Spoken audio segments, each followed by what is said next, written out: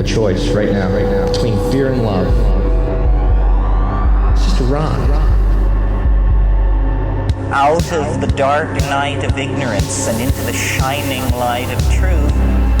Expanding reality. A population of citizens capable of critical thinking.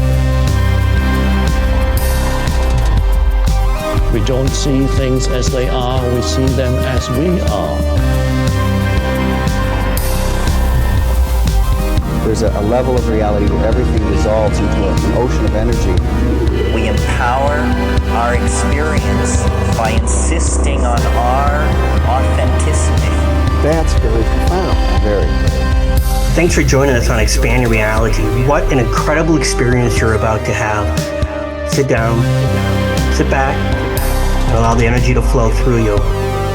It's about to get real. Welcome to the show, Ken Lloyd. It is so great to have you on, brother. You are a high recommendation, a phone call out of her way recommendation from our dear mutual friend, Sheila Seppi, who just released a book, who we were going to shout out. I'm just going to go ahead and link her new book down in the show description because we are so proud of her and grateful for her. And as publishers and authors ourselves, we can appreciate the shout outs, right? So wanted to also mention before we introduce Ken, which all the ways to find him located down in the show description, of course, his Facebook, YouTube, Instagram, and the rest. He was also on Conscious Awakening Network, gang, which all of you will be familiar with out in this audience. Also want to mention here up top that the video version is where it's at for this one, guys. We have Rita Roberts joining us to continue our great gratitude-filled live expansion art series here, a creative expansion artist series. She is going to be linked down in the show description as well. And thank you just so much, Rita, for being here in advance, adding so much magic to this already incredibly cool conversation. So, Ken, again, man, mention to the audience over here up top that all the ways to find you a little further will be located down in the show description stuff. But that's for later, man. Tell us a little bit about yourself right now, dude. Yeah, well, so the best way to explain it is I am an example of what's called a walk-in. So walk-ins, right? Near-death experience in 2018. It was, as the description will say, a profound experience, but the near-death experience that I had wasn't typical. Not that there is a cookie-cutter near-death experience template, but the idea of me going over to the other side during my near-death experience and having a conversation, right? Or having an epiphany or, seeing the world and all these other things didn't actually happen. So for me, it was 2 minutes of me laying in bed with my stomach arched in the air, feeling something being pulled out of my body. Okay. Now I had no religion, no spirituality. I don't think I've ever even knew what a psychic was at the time, right? No idea. But in this process, the metaphorical, if you look at the idea of the tunnel opening and people will go to the other side, do their thing, come back, they came over to me. So the idea of a walk-in typically means that one soul leaves, another one comes in. An exchange. That's not me. I actually never left. But that tunnel opened and allowed one future aspect of me to come over at that time in 2018. Now, I didn't know this was happening, right? To me, it was just another afternoon. I'm angry. I'm on crazy amounts of ADHD medicine, energy drinks, and I have a brain tumor going on all during the acquisition of my third company, right? So incredibly stressful. And all I know is I woke up the next day and things were a little bit more peaceful for me. And what had happened is that thing that I felt coming out of my stomach was all of my life trauma being removed at once. Okay. So childhood trauma, relationship trauma, all of this stuff was gone. Now I still had trauma I had to deal with at the moment, right? Business trauma, partnership trauma, so on and so forth. But all of that was removed. And I found myself literally within days reading about psychic abilities. What is an aura? What is remote viewing? I'm thinking, oh my God, there's a list of 25 things. I want to do all of it. And I had no idea why I started to feel like this. And when you're an entrepreneur, when you start something big in your life, you put all your passion into that thing, all your money and all your passion, all your time. Day, night, you name it, you're there to build and to grow and to create something. Well, all of 27 years in cybersecurity, I taught myself everything. And all of a sudden, I'm now shifting to spending every waking moment reading about psychic abilities. What does it mean to be psychic, and how does that happen, and what is intuition, and how do I get there, and everything basically say you have to raise your frequency. So I began the process of healing myself. So I hired people to tell me, okay, go intuitives, right? Okay, you need to take this herb or this detox or remove all the metal in your mouth and you'll be good to go. I'm like, okay. So I did. I hired people, right? And what I had found when I hired these people is I'm doing the work they're asking me to do. So the idea of going into meditation and dropping into silence wasn't my thing, but the idea of going into meditation and going on a journey, like take me to Mars, whatever word you want to make up, right? And I was doing it. And I thought that was really, really weird because not only was I doing it, but the person on the other end of the phone or the people on the other end of the phone were also confirming the visuals I was getting, and I'm calling BS. Right? I'm like, no, I paid you a lot of money to agree with me, right? This really isn't happening. And every session, more and more and more. And the other folks are like, we've never had anyone show up to be able to drop in and just go to these places without any information or knowledge or whatever. So I thought that was interesting. Then I started reading books on energy healing. Now I have no idea why, right? But I'm reading this book and I got friends and family. I'm like, I'm going to try this thing on you. They're like, oh yeah, it feels better. I'm like, yeah, all right. Everyone give me the confidence I need to move forward. But then I took an energy healing course, right? I paid money. I'm like, you know what? The book's good. I'm going to go ahead and take the course. And I did. And I'm doing every exercise that they put up. And I went ahead and I got certified for this practitioner. And, you do your 25 people. I'm healing all of them. I'm like, well, what is going on?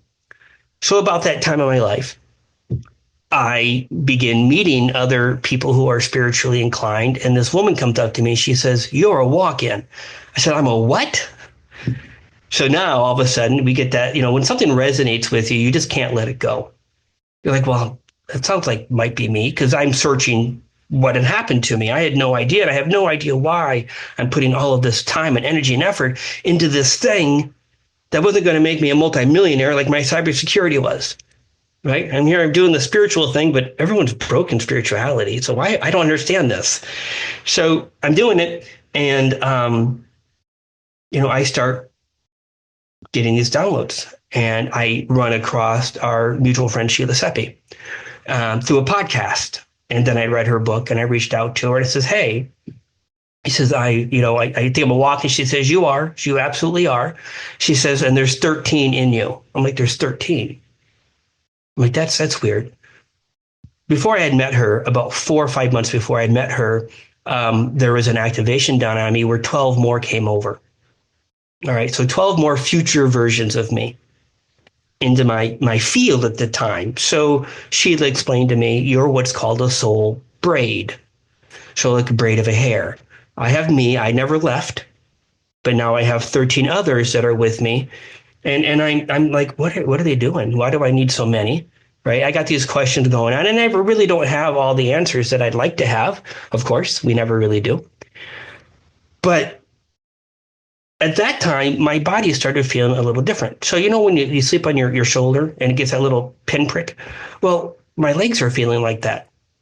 And I'm looking at the legs and my muscles and I think poop, poop, poop, poop. And I'm seeing these muscles, like these little twitches isolated about the size of a dime all over my body. And it gets more and more intense as the year goes through. And at some point, I just lay there. And when I stop moving, there's this delicious energy that comes over me in my physical body. It's so intense. It's so amazing. You don't want to move because I can only feel it when I'm sitting still. Well, what's happening here is those 13 were modifying my physical body. They're modifying the cellular structure in my body so that it holds frequencies like a battery. So let me explain why this is important. And I'm learning more and more about it as I move through. But the idea of someone channeling healing energy, name the channel and name the person, name the thing. What typically happens is the frequencies will come down through the ground and out through the person or in the room. It happens like that for me, but it's different in the idea that once that energy comes down, it gets stored in my field. So when somebody else approaches me, and right now they tell me the field's 580 feet, when somebody else approaches that field and they need that code, they need that healing frequency or whatever that is, it gets delivered to them without interacting with me. So, and the same thing on the replays and the calls right now. My field's extended to your audience. So they're going to start feeling a little funny. They're going to start noticing the aches and pains in the body might just start dissipating. Their emotions will start changing. And that is just literally by me being present. So this is what they are doing. They're modifying the physical structure so I can hold these codes. I'm thinking that's great, Sheila, but why? And right. So why is this happening? And she's like, well, you're the way I am created, and I say created is that I always come in at times of great ascension. And I work on millions and millions of people to raise these frequencies up. But to do that, I need to be able to reach millions and millions of people. And that's not going to happen on one-on-one sessions, right? So they are literally transforming my body to be this walking transmission of ascension codes, of DNA codes and clearing, of activations and physical healing, spiritual healing, activations of your spiritual gifts, you name it, like check the box, all these things come through. So in December, just passed, I get the little message, go meditate. I'm thinking that's weird. They don't talk to me, not like that. So I go down to my little meditation room and I begin meditating, and I'm there for about 15 minutes.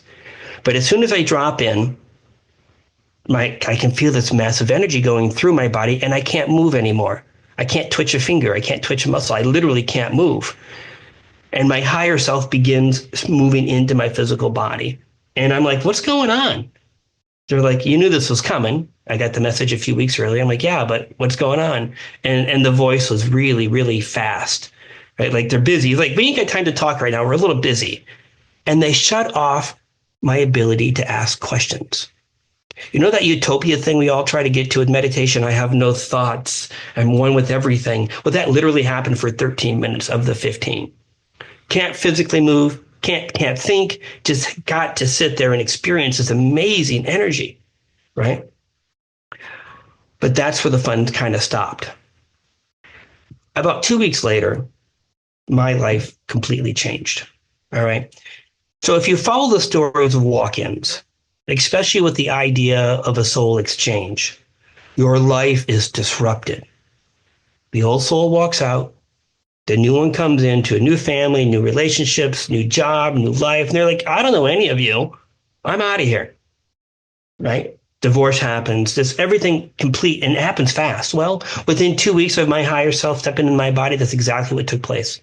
So marriage is 17 years, love the marriage, love the wife, she's beautiful, no issues, no problem. But I was asking for a divorce. I'm like, what is going on here? Not only that, but I've done pretty good in my life. And I ended up selling my beautiful home, my race cars, my classic truck, sold everything in my life and moved to Mexico within about 60 days of that experience. And I was in Mexico for 3 months, 6 months with 3 suitcases. I literally sold everything in my life, got rid of everything, and lived out of 3 suitcases when I went to Mexico. This was not something I would have ever expected. But what's happening here is I went to Jalapa, Mexico, where there are no cars. There's donkeys, horses, and 4x4s, right? You get to Jalapa by boat. So I spent a month there, very spiritual place, beautiful place. And 9 more came in through this experience. Now, I didn't know this happened. I don't know when they're coming. I don't know when they're going. I don't feel those type of shifts and changes. And they moved into the body, and that was April. And then in July, I moved to Tulum. And they're like, you're going to be here for a few months. I'm like, okay. And within 10 days, they're like, you're doing Cambo and you're doing Bufo.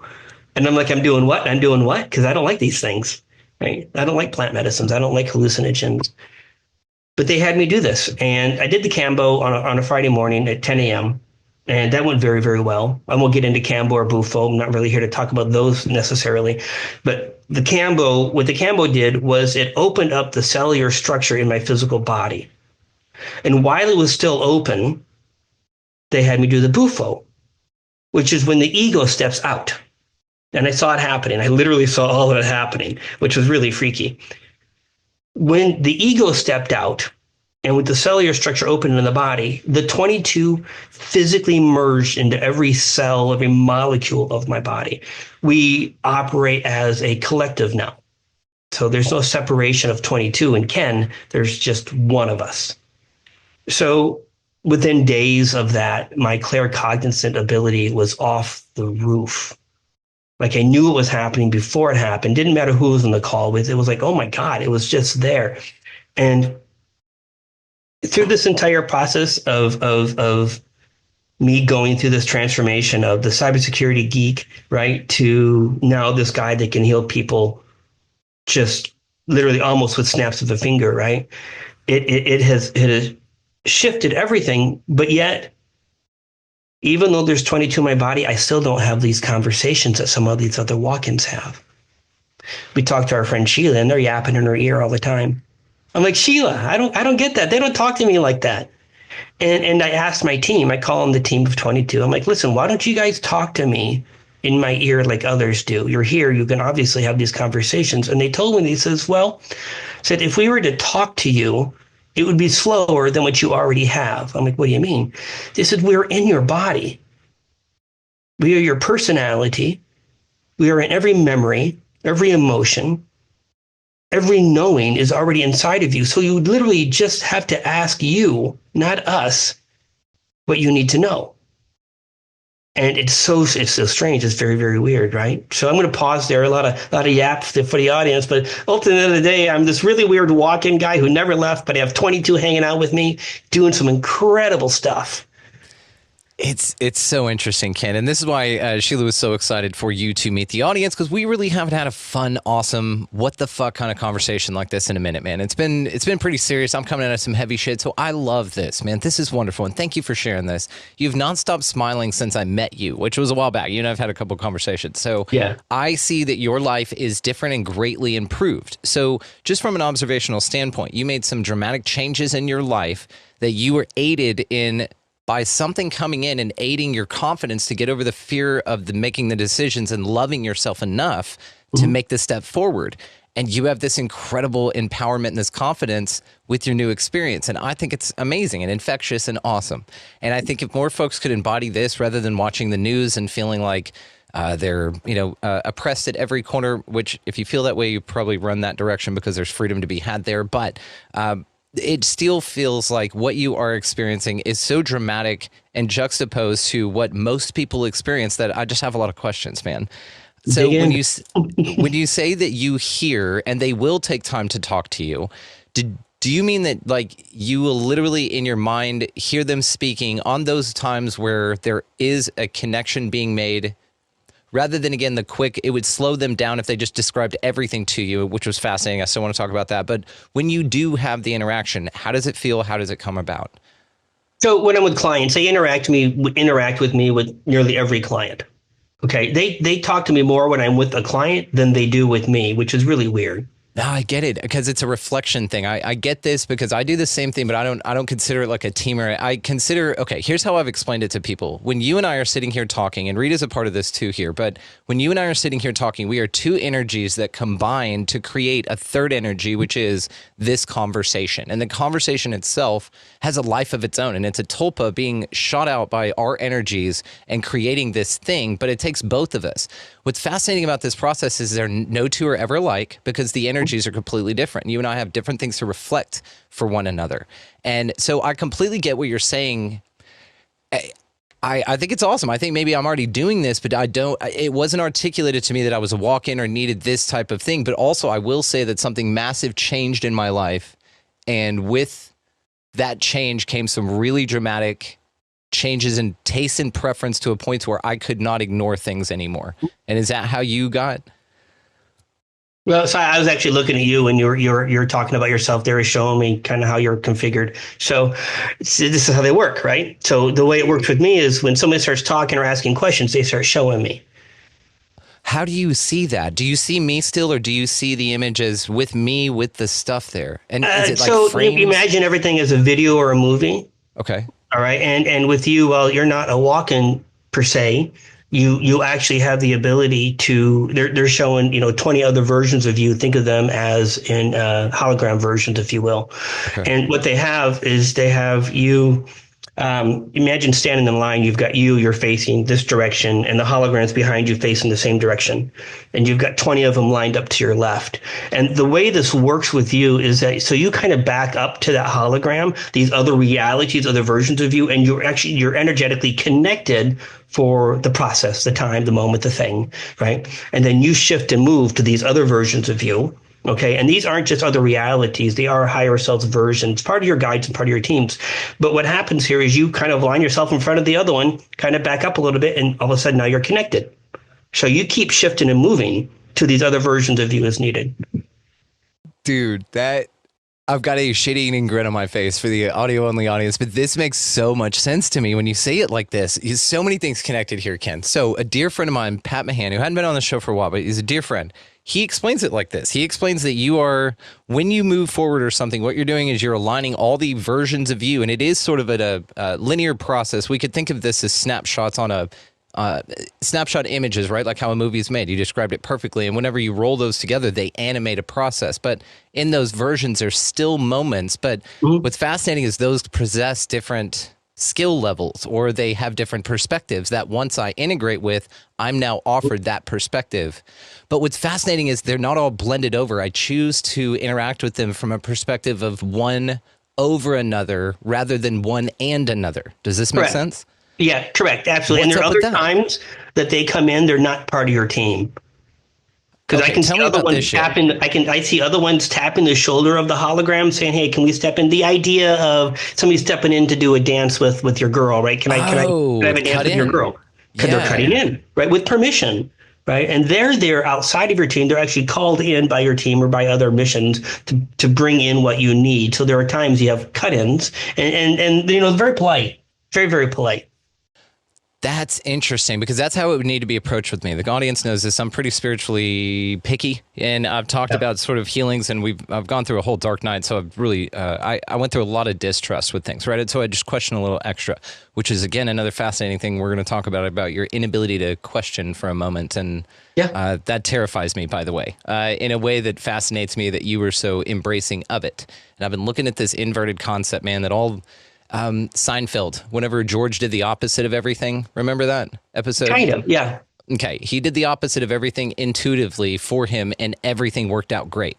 And so his first gut reaction, everything that he did up to that point in his life was incorrect and led him astray, is what he felt. And so what he started to do was the opposite of that, and everything fell into line.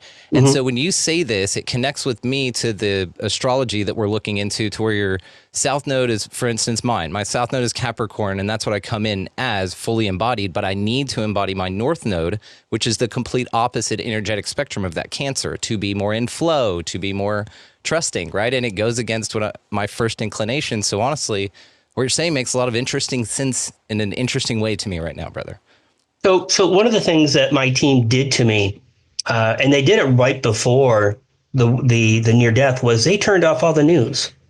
Like, I haven't watched news in 7 years, whatever the number is. Yeah, long. The YouTube videos, the channelers, like I started catching some channeling stuff from the beginning, and they're like, no, you can't watch any of this. So everything that I've got going on is as organic as it gets. Like it's hard to me to be in this field and like, I don't know anything. I didn't read that book. I don't follow that person. Like I don't know any of this. So whatever's coming through is literally them helping me understand the experience. So just wanted to back up real quick. In December, when the higher self come in, they told me to get ready for the great reset. Okay, in my life.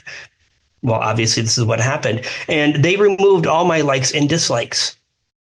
If I like fancy cars, that was removed. If I like this food, that was removed. They literally neutralized everything, so that when these higher frequencies come in and I continue to raise my frequency, that I begin to experience life in these higher vibrations. And those are the things that I pull in, but they had to remove everything in order to do that. So a little clarity on that.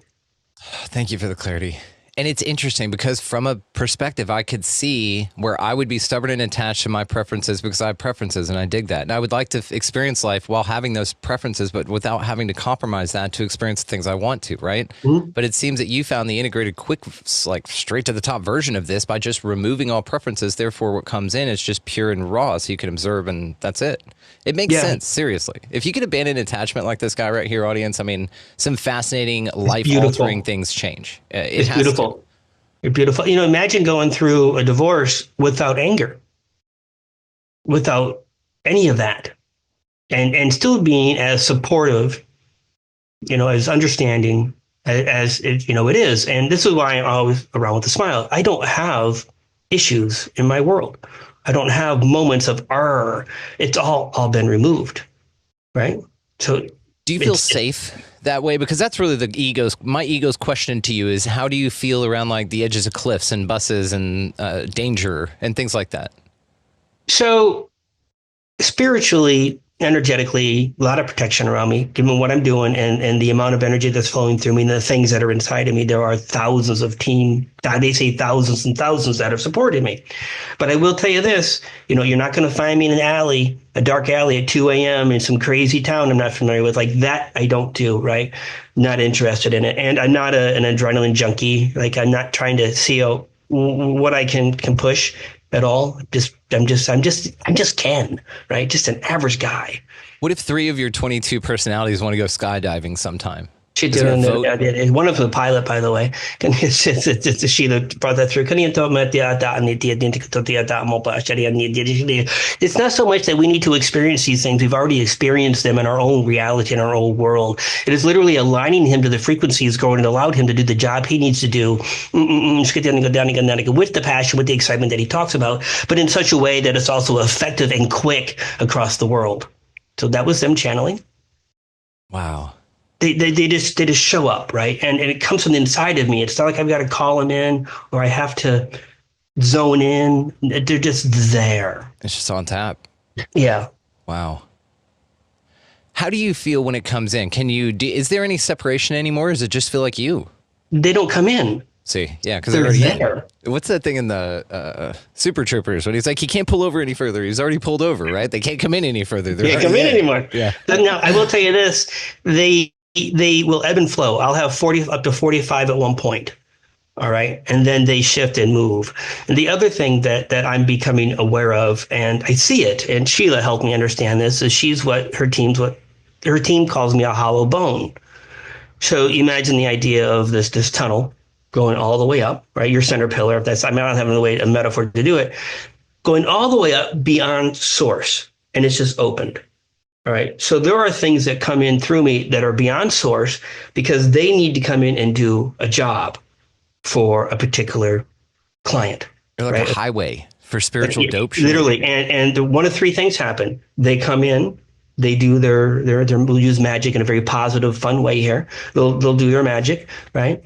And they'll leave. Or they'll come in, do their magic, and they'll deposit their magic in my field. Okay. And then the other one is they just come in and stay for a while. Just kind of hang out, amplify, observe, things like that. Whatever is needed comes through, and I don't have to call it. The team's already arranged all of this. Just short of a near-death experience, how do people do this? How do people connect with their team on this level? Because I got to say, I've been attempting to for a long time and just don't feel the things that people say that they feel. And I'm just interested in it. I really am. I have done all the psychedelics and all the stuff and still. Yeah. It feels interesting. In a way, you're super connected. I feel like my job is to be super disconnected in a way. Well, I feel disconnected from everything. And see, that's fascinating. I literally feel disconnected from everything. Like I'm disconnected from doing fun stuff. No, and that doesn't mean I don't want to do fun stuff. Like I could sit around my house all day and do nothing, but I'm disconnected from the human as well. How is Ken with that? Does Ken have a say in that? Is there some balance in your side of Canes, and maybe the team can get on board even though they've skydived on Glip Glorp 47? Maybe we haven't done it on Earth, and it could be cool here. And so I get to drive the vehicle, right, so to speak, metaphorically. I'm driving the bus, right? Yeah. but then they jump in, drive the bus. I can tell you what, in every session I'm on, they're driving. When the light language comes through, they're driving. I would just set, me personally, Bubba, and this is probably why I don't get the interaction. I'm not as open to it as you are. I would set some boundaries in the form of like, all right, look, my office hours for y'all are this fucking time to this time, man. And beyond that, I'm going to go smoke pot, I'm going to skydive, I'm going to do cool shit because I've still got, I think that there's a lot to you retaining your disposition, health, excitement, neural pathways being connected. But what if this was you? But what if it was you? What if you literally were brought here for this? And the first 40 years of your life, this is what's going on. The first 40 years of my life, well, 48, I think is when it happened, was preparing me for this.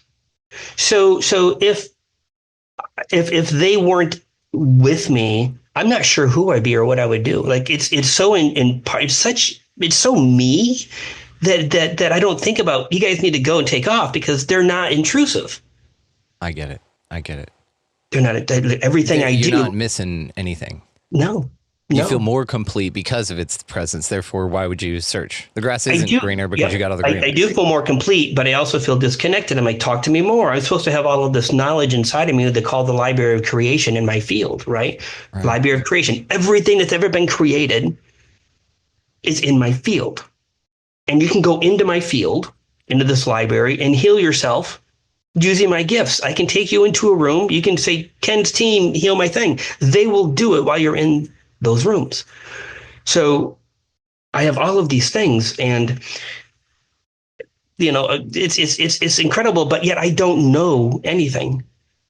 I'm like, what do you mean the library of creation? What do you mean I can take somebody into this room and remove, and they can actually see the attachments to the ancestors and watch them dissolve off their body? I'm like, but how's that happening? Like, I don't get those details. So I'm disconnected like that. Are you curious? Would you rather be more involved in that process? That is a beautiful question. So think of it like this. If I became really curious and started going down that deep rabbit hole of how does this widget work or how does this thingy work, right? There are two things that come across my mind. One, it's only going to be helpful to me, sort of, because at the end of the day, there are tens of thousands of channelers out there bringing in tens of thousands of variations of bits of information. So I'm not necessarily interested in being an individual standing up saying this is how it works and this is how it works. So not interested in that. Am I interested about how it works with me? Yes and no. I'm interested in knowing I can get the dialogue and the information and the answers if I ask the right questions. And I can in a way. But if I spent my whole day doing that, I would absolutely lose focus of what the bigger mission is, which is how do I reach millions and millions of people, not just through a lifetime, but literally tens of thousands of them in a single event. Right. So that's the focus, not how does the mechanics work in the back end.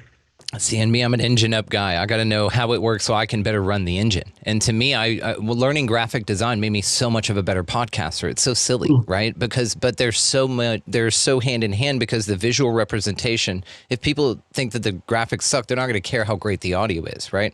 And so there's a systemic approach I like to take with this, and I'm just curious by nature. Like, so I just want to know everything, right? And to that degree, though, I could see where I also have a lot of lack of trust, because by asking questions, I found that there's a lot of people full of shit out here, mostly our government and all that.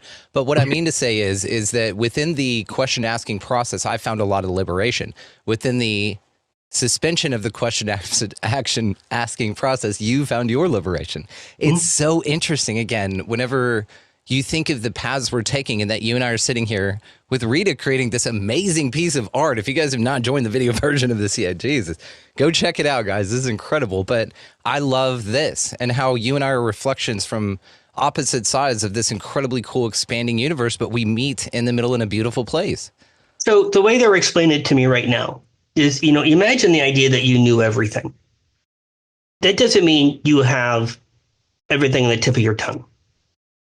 But if you knew you had access to everything and everything's inside of us, inside of you, where's the interest in diving down to redo something you already know? And this is what they're showing me. If I've done this so many billions of times that I don't need to go diving for those answers that everyone else is seeking right now. everyone else, just the community in general, for what the topics are, right? Like, you don't need to do that. One, it's in the Library of Creation, and in a short time, they'll show me how to access that to get all the knowledge of whatever I need, which is fine, but what am I going to do with it, right? It is literally, when you reach that point of you no longer need the answer because you no longer need the question because it's already inside of you, you kind of traverse that, you move through it. And the information you need for the job you're doing, for the task at hand, will show up as you need it. And they call it just-in-time information, something like that.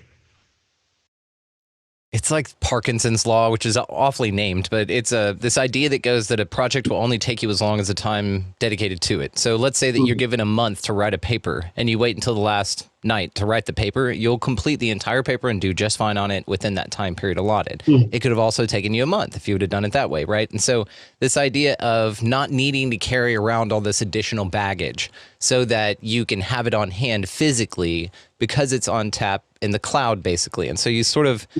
it's like a hard drive, right? You don't need to store everything on your device. You store it on a hard drive so it doesn't bog the device down, and the device can be a better conduit for new information and flow freely and more uninhibited, more lighter.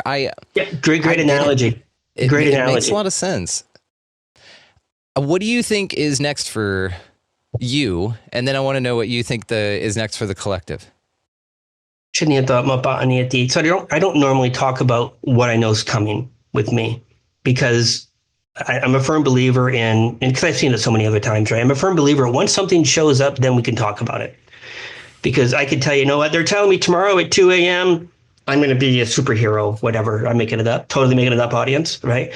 But it doesn't happen for 2 more years. Well, what happened to the idea? So I know what's coming, and I have been actively engaged in bringing this in, and it's been frustrating for me because everything that has happened to me since the near death has happened.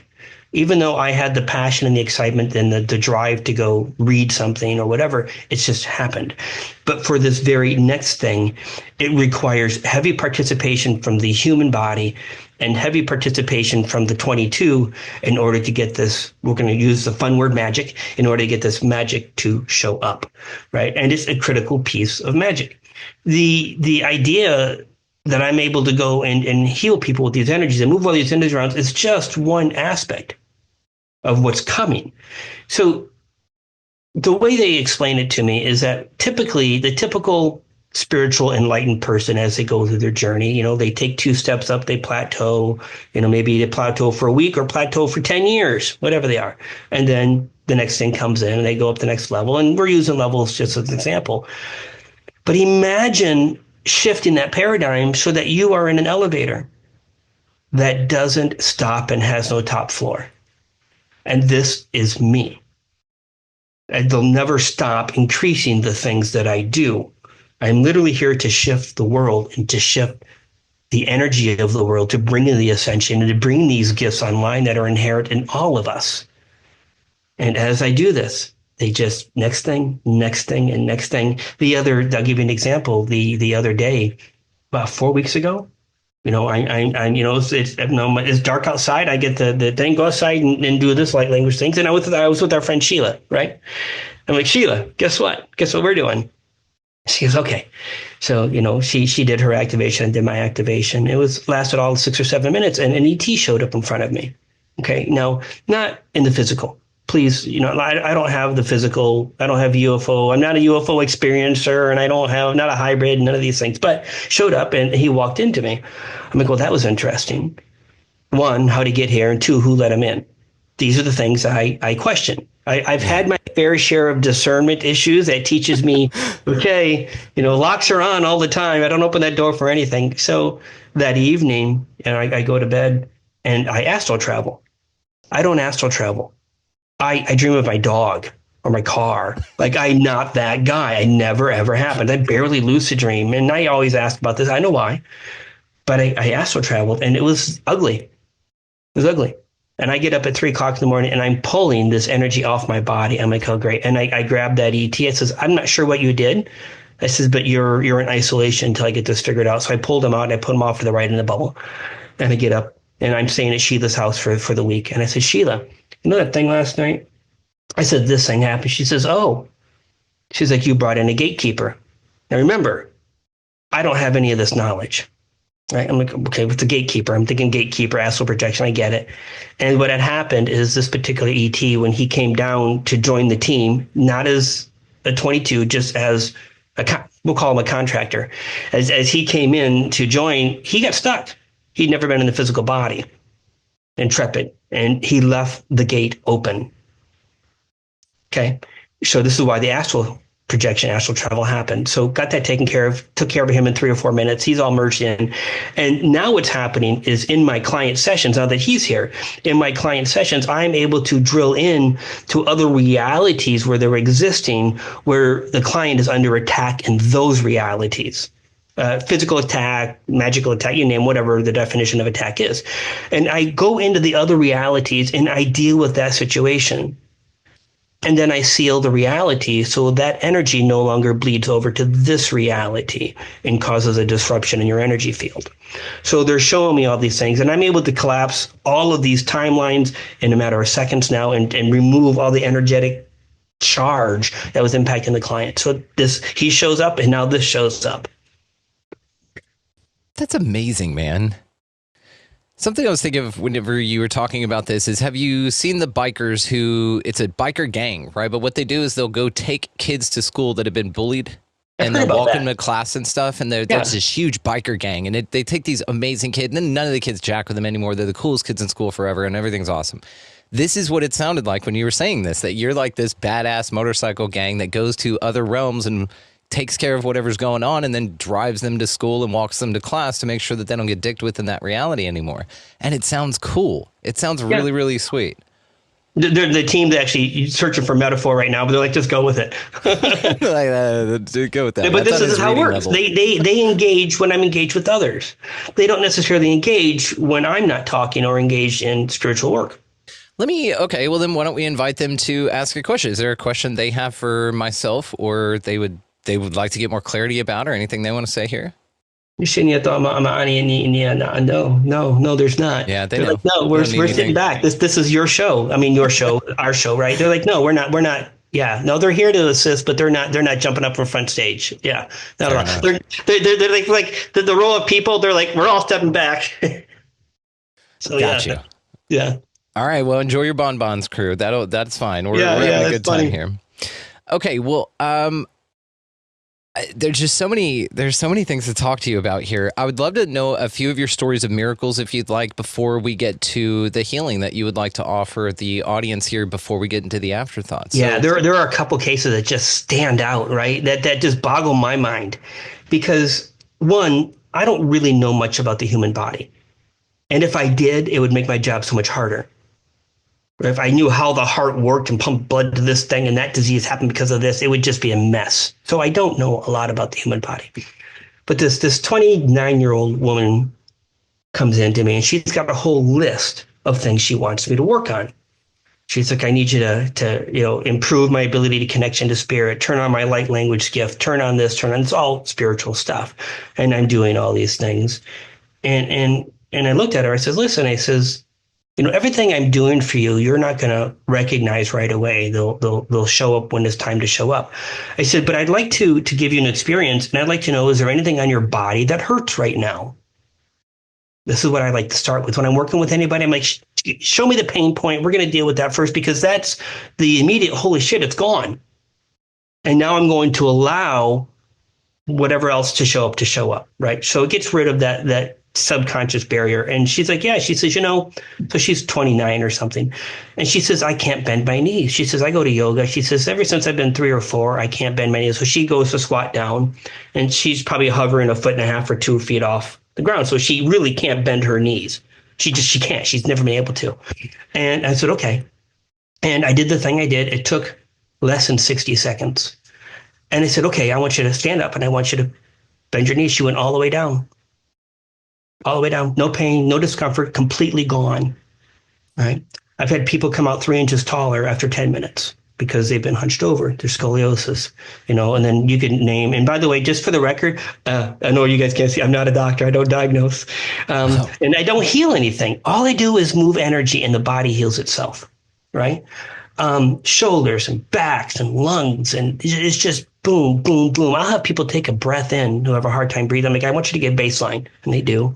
And I'll go in there and I'll look at both the lungs and I'll talk to the lungs. I'll pull out the emotions. I'll pull out whatever connections, ancestral, past lives, childhood, or whatever the organ is telling me to do. And then I will take my hand in my mind's eye, sometimes because I'm used to it, like in front of me, and I'll wave it over the organ, and the organ will dissolve into black and gold sand. So disappear, dissolve in the sand, and I put it into a little bucket and I throw it out. And then I issue a rebuild command, and literally I'll say rebuild. And it's like a 3D printer. Rebuilds the organ, but in instant time. And then I'll turn to the person to say, literally before this is done rebuilding, I'm like, take another breath. And they got full breath now, right? And these aren't temporary things. Like, it's not just the moment, like, they're done. I had a family the other day, 22-minute session. And yeah, I was looking at the clock. I'm like, 22 minutes, 22 guys. Okay. Family of 4.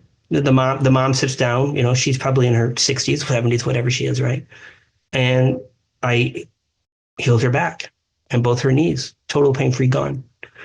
And I'm like, that was 8 minutes. What are we going to do the rest of the session? She's like, oh, come here. She called her daughter over who's in her 30s or something. And she's got pain in the front of her shoulder she's had for years from a car accident. Gone 30 seconds later, both her knees, her shattered ankles done, and her back. The dad sits down, do work on him. And then the son, who's 32, he has a crushed back from a car accident or something like that. He's done. Like all 4 of them in 22 minutes, right? This is a normal day. If it doesn't happen that fast, I'm like, what's going on, team? Like, what's happening? Like, literally, can you imagine doing this? And then when you don't get the results, now you're questioning what's happening, because every situation is, holy shit, holy shit, holy shit, holy shit. But now, to me, it's an expectation of you're going to be healed, period. So I have seen some incredible things. Oxygen, on oxygen, not on oxygen anymore. Eyes have been healed. Tinnitus goes away on the call. Not every time, by the way, but tinnitus will go away, right? Just you name it, and they have shown up. And it's funny because as I heal someone, I'm creating programming code. Right? I'm a programmer by design.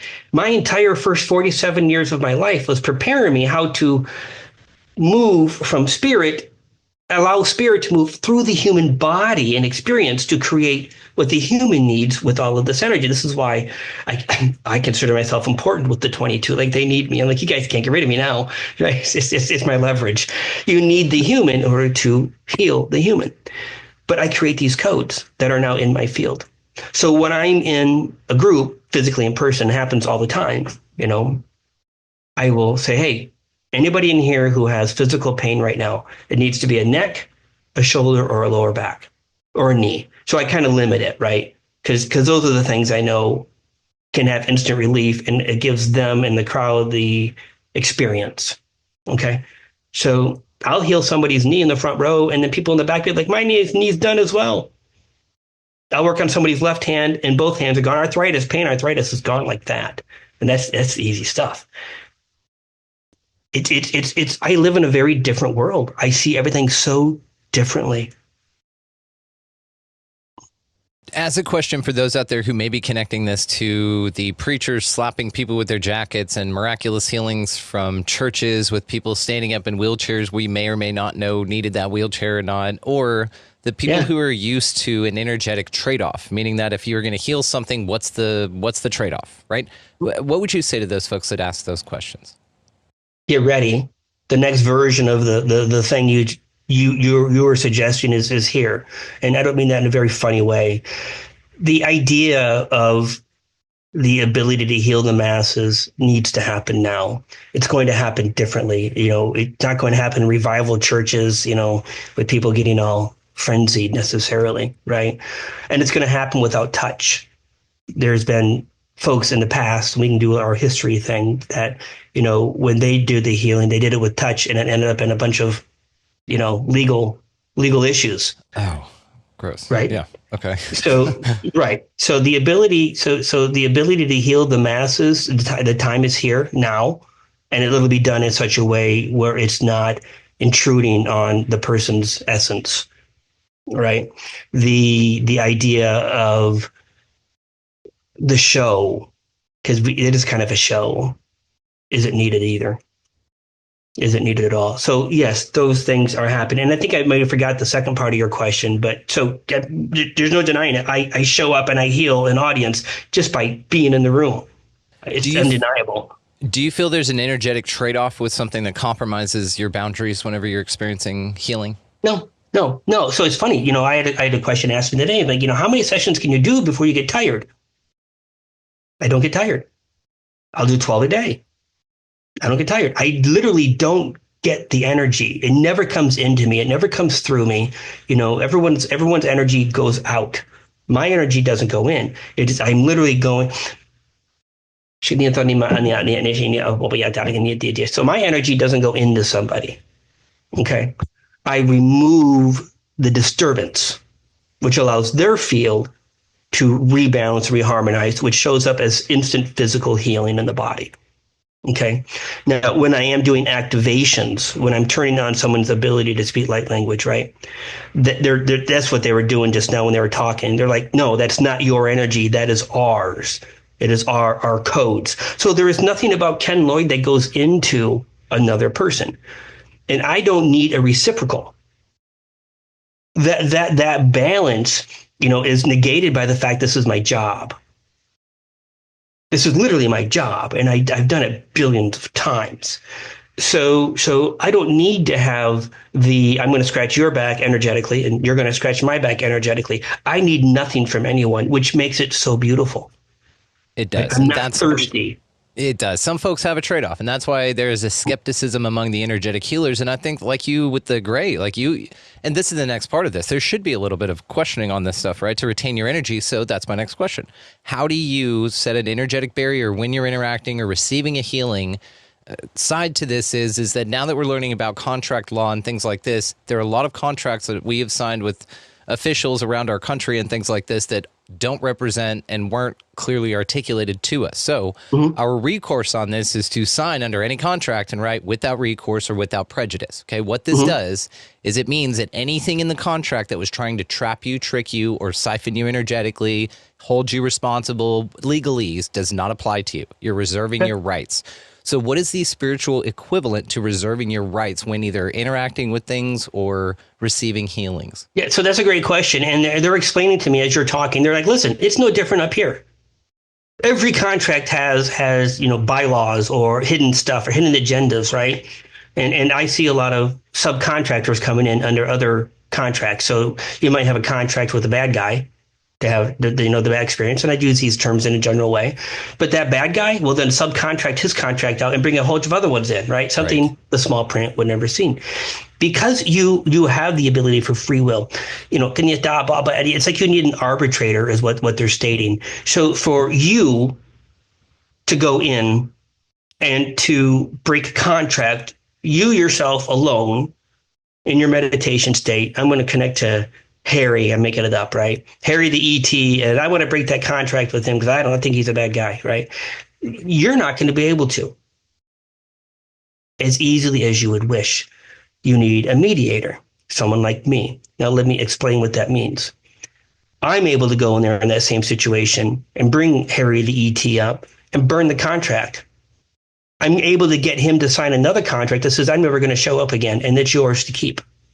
Now, every healer needs a healer. Every psychic needs a psychic. Every psychic needs a psychic. Every human needs a human. So with this library of creation field, there's a room called the room of records. You can go into that room and say, show me all books and records and curses and spells, whatever, that has binded me to Harry the ET. They will show up on that table. And you get to burn them now. You get to break those contracts, because you're using this library of creation as that mediator, that vessel. So this is what's being set up now. The thing that they do urge me to tell people is all the modalities and the tools that we've currently been exposed to up until now in human history on the idea of spirituality and connection are all shifting and changing. They're amplifying exponentially. The idea of Reiki 4, Reiki 5 as an example, right?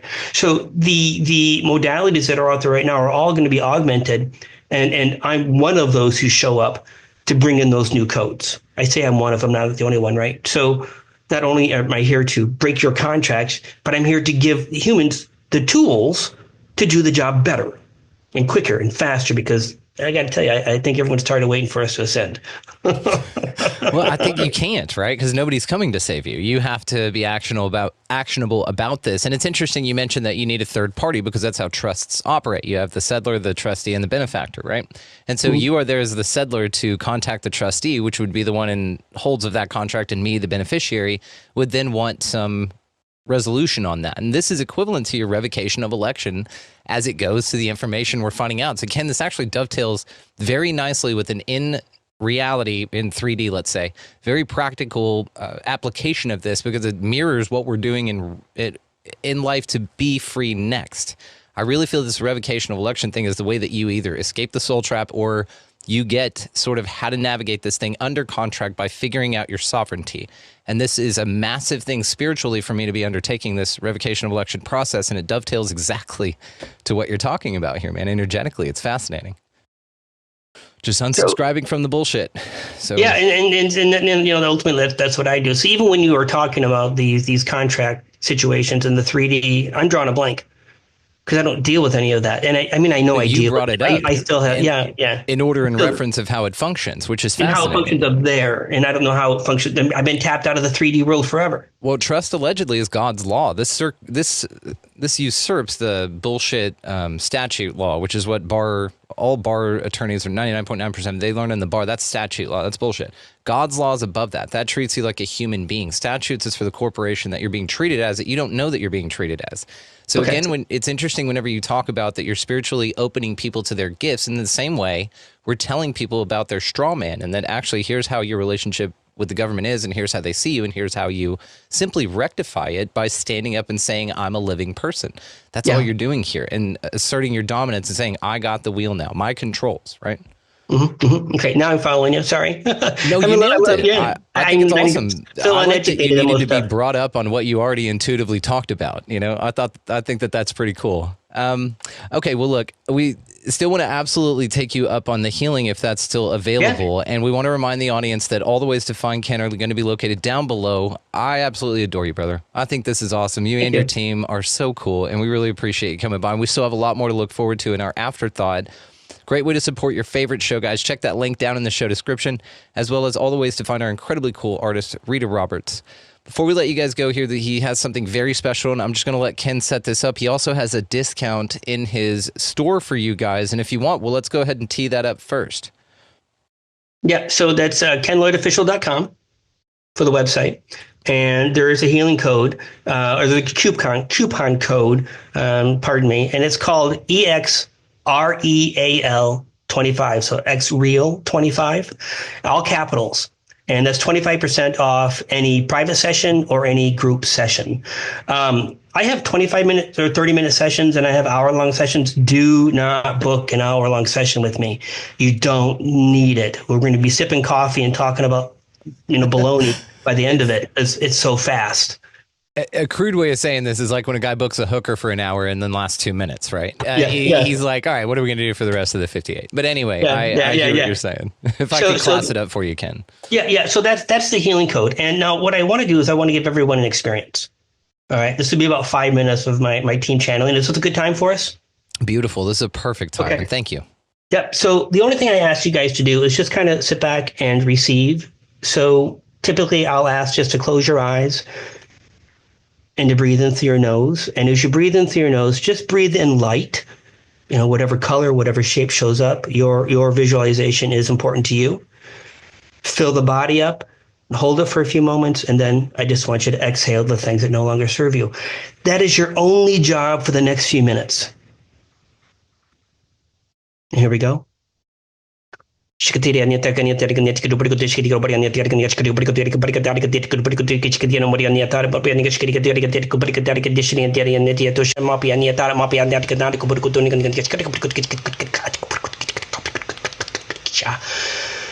Studio money on the dia paria tapu kupukutia to dia gamuto dia niata ni anda po chunu po chini dini kunya dini sinu do papiando den padiando dia papu to shomo do no ni tani ni kari kani kari pari kani pari atu ko muri no dia no ni aba mo ni ni amani ni